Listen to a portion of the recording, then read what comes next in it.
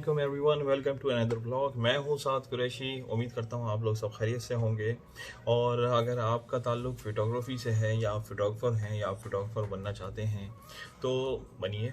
मैं आपको थोड़ी रोक सकता हूं, लेकिन कुछ चीज़ें हैं जो आज मैं आपको फ़ोटोग्राफ़ी के हवाले से बताऊंगा कि अपने बारे में कि मैंने कैसे फ़ोटोग्राफ़ी करना शुरू की।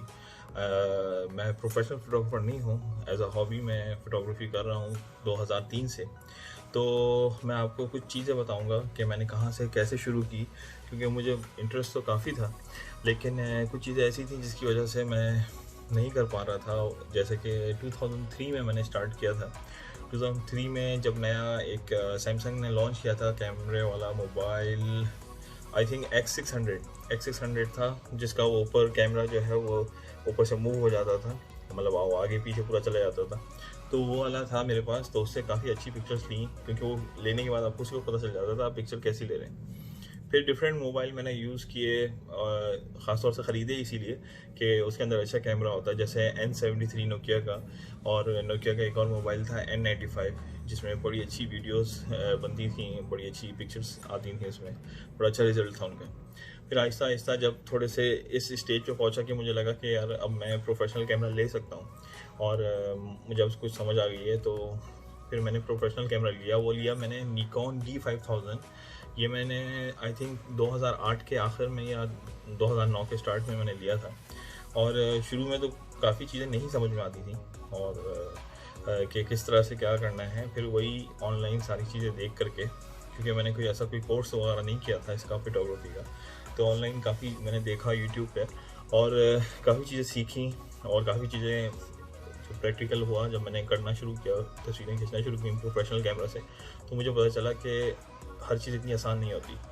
लेकिन टाइम के साथ साथ मैंने उस कैमरे पे तकरीबन 2 साल लगाए, तो मुझे काफ़ी सारी चीज़ें आ गई, और समझ में आ गया किस तरह से पिक्चर्स लेनी होती हैं, डे लाइट क्या है, और अंधेरे में कैसे लेनी है, और ये सब चीज़ें।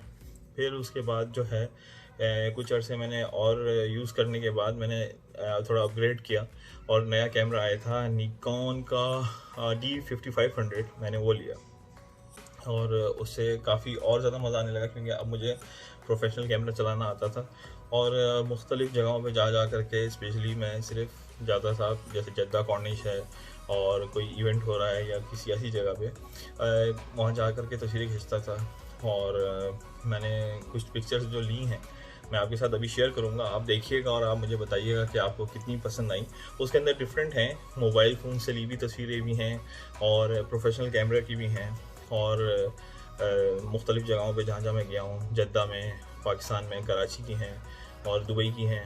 तो आप लोग देखिएगा, और मुझे कमेंट में ज़रूर बताइएगा कि आपको कितनी अच्छी लगी पिक्चर्स, या अगर नहीं पसंद आई, कोई मसला है पिक्चर्स के साथ, तो ज़रूर मुझे बताइएगा, ताकि मैं अपने आप को भी ठीक कर सकूँ।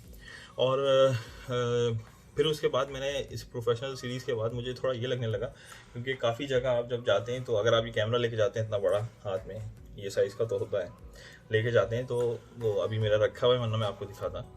तो आप कैमरा लेके जाते हैं, तो सब एकदम थोड़े से अलर्ट हो जाते हैं, देखने लगते हैं, अच्छा ये आया, ये तस्वीरें खींचेगा, या ये क्यों खींच रहा है तस्वीरें, या तो कुछ चीज़ें ऐसी होती हैं कि कभी हमें अच्छी लग रही होती हैं एज अ फोटोग्राफर कि हमें तस्वीर खींचनी है, लेकिन लोग होते हैं और काफ़ी रश होता है, तो आवाज़ निकालते हुए थोड़ा सा वो होते हैं कि यार सब देखेंगे, कोई प्रॉब्लम ना हो जाए, किसी को एतराज़ ना हो जाए।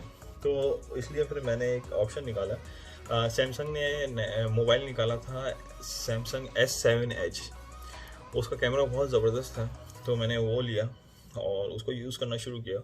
और उसके अंदर तकरीबन मैंने कुछ नहीं तो मुझे याद है तकरीबन 4000 के करीब मैंने तस्वीरें खींची, 3-4 हज़ार के करीब, जिसमें के नॉर्मल पिक्चर्स भी थी, घर में ऐसी, घर में कोई ऐसे कोई इवेंट पे गए, बाहर ऐसे ही हो, लेकिन कुछ बहुत अच्छी तस्वीरें भी खींची, जिनमें से मैं आपको इक्का दुक्का आपको शेयर करूँगा, आप देखिएगा। और फिर उसके बाद मैं और अपग्रेड हुआ, और आजकल मेरे पास है सैमसंग का Note 10। और मुझे तो उसका कैमरा बहुत पसंद है। मैं सबकी अपनी अपनी राय होती है, किसी को किसी और मोबाइल का पसंद हो।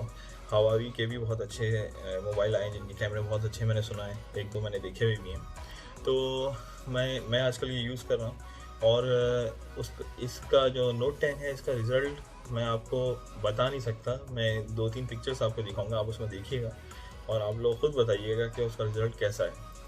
मतलब इतनी अच्छी उसके अंदर पिक्चर्स आती हैं, वाइड एंगल हैं, आप सेलेक्ट कर सकते हैं, इवन कि वो जो वीडियो मोड हैं उसके अंदर बहुत अच्छे हैं।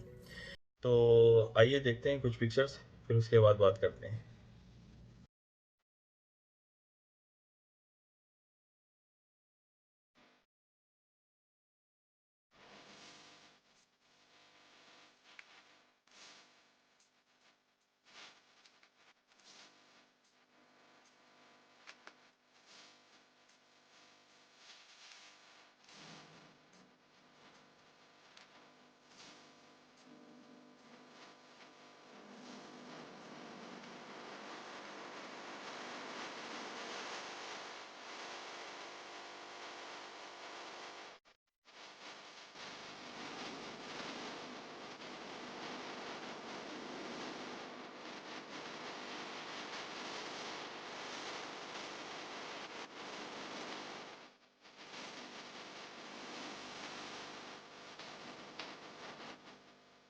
तो ये थी कुछ तस्वीरें जो मैंने आपके साथ शेयर की। मेरे पास काफ़ी बड़ी कलेक्शन है पिक्चर्स की। तो ये है कि कुछ पिक्चर्स मैंने उस पर डाली हुई हैं अपने इंस्टाग्राम पे। तो इस अपने इंस्टाग्राम का मैं जो लिंक है वो डिस्क्रिप्शन में नीचे मैं दे दूँगा। तो आप लोग वहाँ जाएँ, मुझे फॉलो करें, और अगर आपको मेरी पिक्चर्स पसंद आएँ तो एक लाइक दबाएं, उसको लाइक का बटन दबाएं, सिर्फ 2 सेकंड लगते हैं। उससे ये है कि हमें पता चलता रहता है कि हम कैसा काम कर रहे हैं। और अगर आप लोग कुछ आप लोग अपना फ़ोटोग्राफी का कोई काम करते हैं या आपके कोई लिंक्स हैं तो वो ज़रूर कमेंट में लिख के दें, शेयर करें। तो मुझे बहुत अच्छा लगता है। मैं खुद डेली तो नहीं, लेकिन जब भी मुझे टाइम मिलता है मैं बैठ कर के डिफरेंट फोटोग्राफर्स का काम देखता हूँ, प्रोफेशनल हों या एज अ हॉबी शौकिया तौर पे कर रहे होते हैं। तो मज़ा ये आता है कि यार ये देखो, ये इस जगह पे गए थे, मैं भी गया था, मैंने नहीं ली पिक्चर लेकिन इन्होंने ये ली है। तो ये सब चीज़ें देखने में बहुत मज़ा आता है, और ये इस तरह से भी ली जा सकती है पिक्चर। इन्होंने कौन सा लेंस यूज़ किया है प्रोफेशनल कैमरा में, तो ये सब चीज़ें हैं। तो उम्मीद करता हूँ दोस्तों आपको आज का ब्लॉग पसंद आया होगा। और अगर आप लोगों ने मेरे चैनल को अब तक सब्सक्राइब नहीं किया है तो मेरे चैनल को सब्सक्राइब कर लीजिए। और अपना बहुत ख्याल रखिएगा। मिलते हैं बहुत जल्द अगले ब्लॉग में। अल्लाह हाफिज़।